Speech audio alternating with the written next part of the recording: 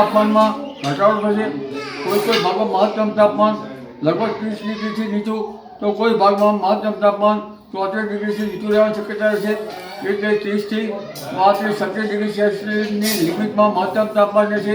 પરંતુ હજુ પણ લગભગ પ્રી મોન્સૂન એક્ટિવિટીનો વરસાદ ગાજવી સાથે થવાની શક્યતા રહેશે, જેમાં હજુ ઉત્તર ગુજરાતના ભાગો, સાબરકાંઠા અને પૂર્વ ગુજરાતના ભાગોમાં હજુ પણ વરસાદ રહેશે।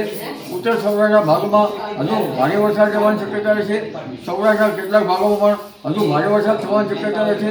તારીખ 7-8થી વરસાદનું જોર ઘણા ભાગમાં ઘટશે અને તારીખ 10 સુધીમાં પણ લગભગ છૂટો છવાયો વરસાદ મધ્ય ગુજરાતના ભાગોમાં, ઉત્તર ગુજરાતના ભાગોમાં અને અન્ય ગુજરાતના ભાગોમાં રહેવાની શક્યતા રહેશે।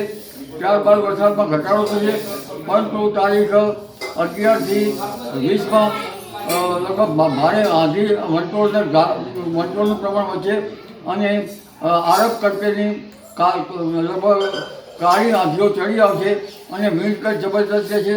અને ત્યારબાદ તારીખ 25 થી 4 જૂન વચ્ચે અરબસાગરમાં એક હળવા પ્રકારનું સાયક્લોન બનવાની શક્યતા છે। જો તારીખ 25, 26, 27, 28 મેમાં વરસાદ થાય અને ત્યાર પછી વરસાદ ન થાય તો ચોમાસામાં તેની અસર બરાબર સારી ન રહેતા વરસાદ જે છે એ ઘણા દિવસો સુધી લંબાઈ પણ શકવાની શક્યતા રહે। અથવા જેઠ સુદ બીજે જો વરસાદ ગાજવી સાથે થાય તો પણ વરસાદનો ગરમ ઘટી જતો હોય છે। એટલે હવે વરસાદ માટે દિગ્દર્શક તારીખ 25મીથી 7 જૂન વચ્ચેનો સમય ગણાશે। મિત્રો, આવા જ વિડીયો અને શોર્ટ્સ જોવા માટે આજે જ અમારી ન્યૂઝ રૂમ યુટ્યુબ ચેનલને સબસ્ક્રાઇબ કરો।